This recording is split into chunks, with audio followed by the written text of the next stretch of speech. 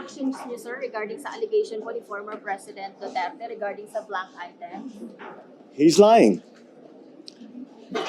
He's a president. He knows that you cannot pass a GAA without with a blank. He's lying. Just last month, I had to read 4,057 pages of the General Appropriations Act for 2025.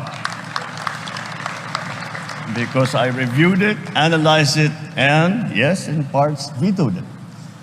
As of last month, June, ang report dito, 100% complete at saka fully paid.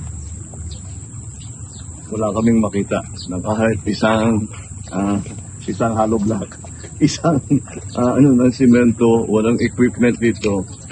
Lahat itong project na ito, ghost project. Walang ginawa na trabaho dito.